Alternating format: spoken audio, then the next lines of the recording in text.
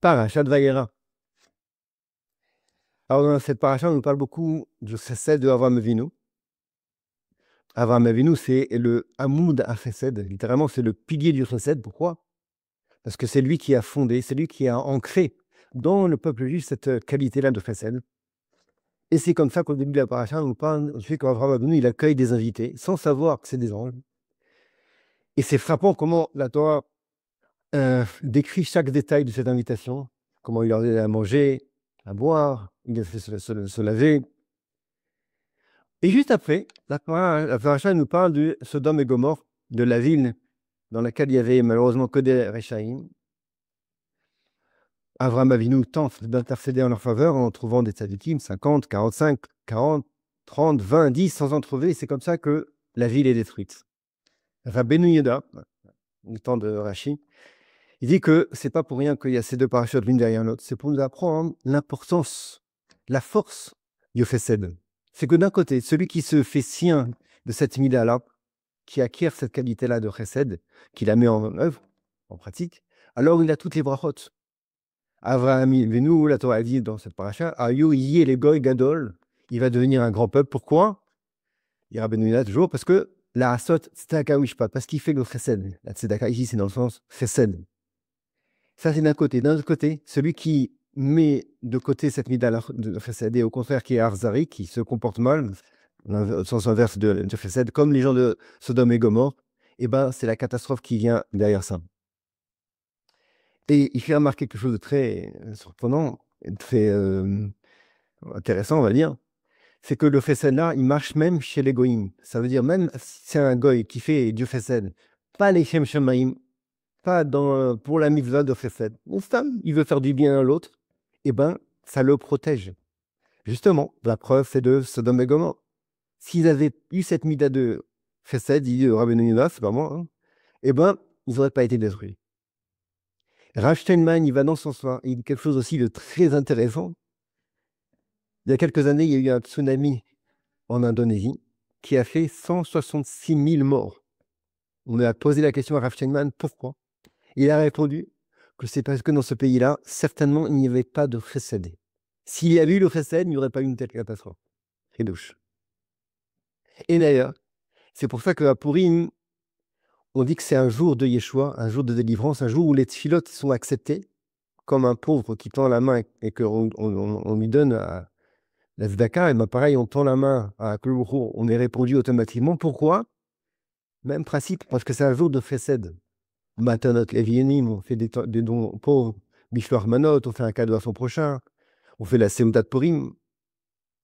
Autre exemple, la Gemara dans Sanhedrin, Kov Gimel, elle dit Gedola, Legima, elle est forte, le fait de donner à manger à quelqu'un. Chez Ma'ale met Enaim Minareshaim. Littéralement, avec la traduction de Rashi, c'est que ça aveugle, on va dire comme ça, je vais dire de façon de parler, ça aveugle Hachem de la faute des Réchaïm. Ça veut dire que même si c'est quelqu'un qui est très loin, qui fait des bêtises, c'est un rachat, et ben s'il fait en parallèle du chesed, Akadosh Keilou, il ne voit pas le casier judiciaire de ce rachat-là, il ne voit pas les fautes, et il fait du chesed, il se comporte bien, façon de parler, vis-à-vis de ce rachat-là. On voit la force du chesed.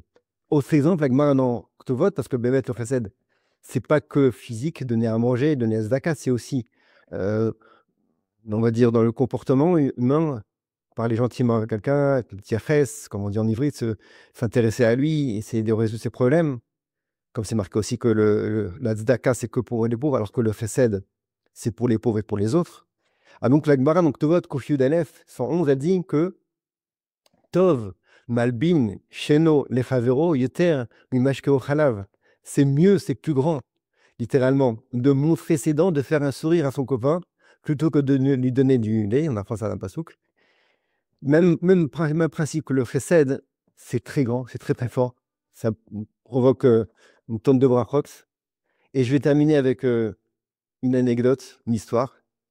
Comment le chesed, c'est quelque chose de très beau.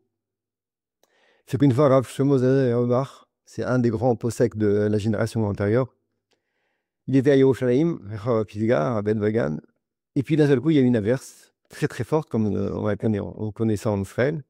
et il n'avait pas où se protéger. Et comme ça, il y a un parcours, un jeune homme de 13 ans qui le voit, il avait un petit parapluie et il court vers l'orage pour le protéger. Et évidemment, le parapluie était tout petit. Et le rave, il était protégé, mais pas beaucoup. Arrivé à la maison, il était complètement trempé.